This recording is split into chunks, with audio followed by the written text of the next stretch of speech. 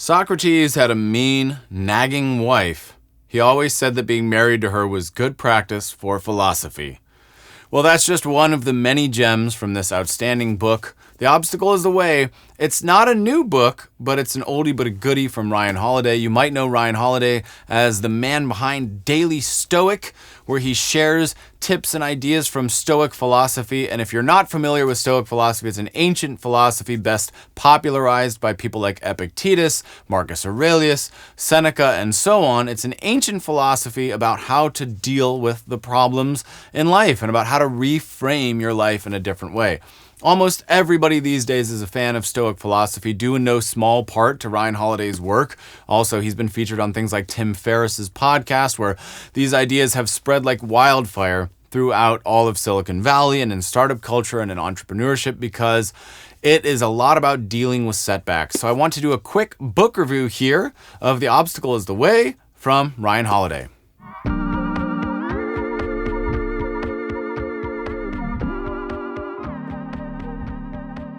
So The Obstacle is the Way. It's basically a how-to manual for dealing with these situations in life that aren't going our way. We encounter problems. Maybe we lose a client, or we got injured, we lose an arm. Some things can happen that are really bad. Some things are just a little bit bad. There can be temporary setbacks or major, massive changes in our life. I remember I played soccer for my whole childhood, and then I had a massive knee injury, and soccer was my entire life in high school until that moment, and my whole world collapsed. I remember just crying in the shower for 2 hours thinking that there was no version of a future life where I could be happy. Of course, when I wasn't able to play soccer that season, I discovered theater and I met all of those people and I performed on stage and I found a new group of who had become my best friends ever. And I found an entire new life as a performer. It ended up being a very good thing, even though in the moment I couldn't see it. That's essentially what this book is all about. It's the kind of book that you're going to read and reread in those low moments in life when you just can't see a way out. Maybe you're broke. Maybe you have lost a job. Maybe you've lost a relationship. Maybe somebody has died. Maybe you have been diagnosed with a certain illness. We all know the kinds of things that can happen, the kinds of setbacks that can happen in life. We're intimately aware of how bad life can be, and we know that it can be really bad. But how do we deal with these kinds of things? So this book is a smorgasbord of examples of people who have overcome extreme forms of obstacles, people who have overcome challenges and how they did it, and what kind of mindset you can have to profit from these kinds of situations when they happen.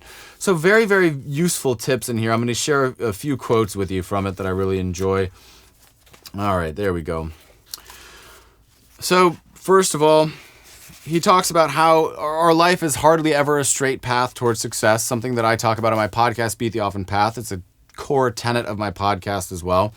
And he says we'd be so much better following the lead of Emerson's counterexample, someone who's willing to try not one thing, but who tries all the professions, who teams it, farms it, peddles, keeps a school, preaches, edits a newspaper, goes to Congress, buys a township, and so forth in successive years, and always like a cat falls on his feet.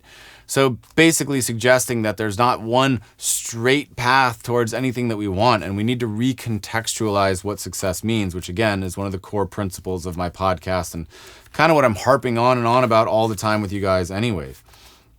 All right. And we try, as entrepreneurs do, or people like myself do. Of course we try, because it can happen, what we want.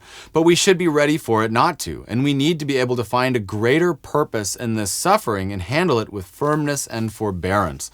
So we need to profit from the suffering that we might be feeling. We need to ask ourselves, how can this be good anyways? As Shakespeare says, there's nothing good or bad, but thinking makes it so, which he also quotes in this book. And I think the Dalai Lama said there's nothing that is bad from all points of view, or there are various iterations of the same Buddhist ancient concept. Whoever cannot seek the unforeseen sees nothing, for the known way is an impasse, from Heraclitus.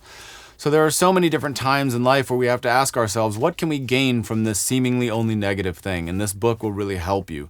It's sort of like a how-to manual for getting over the hump when you're feeling really bad. So are you feeling really down lately? Maybe you're feeling depressed. Maybe you're feeling like all your efforts just aren't working. Gosh, I know I feel that often. Look at how much effort I put into all the stuff I do for very few followers. I mean, it's obvious if you've been following this channel for a very long time. It's a lot of work. And you might ask yourself, why am I doing this? Or what's the gain? Or where am I going? Who knows all of that stuff? But the point is, you have to find a greater sense of meaning from the suffering and contextualize your suffering and say, okay, I'm still lucky to have all the things that I do have. I may not have a giant social following, but I do have a great family. I'm employed. I have food to eat. I have a roof over. I live in one of the most amazing places on earth. There are so many wonderful things. And if you read this book and you're in a funk, I bet you will feel a lot better by the time you're done with it. It's relatively short. It's a quick read. You're going to really enjoy it. So I just recommend that if you're going through a hard time right now, you pick up The Obstacle is the Way. I think you're really going to love it. And I think you will for sure feel better when you're done. Thanks, Ryan Holiday.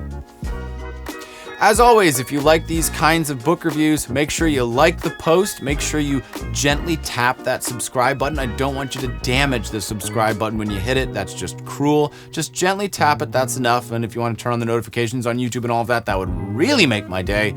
Or just leave a comment about what you think about this book.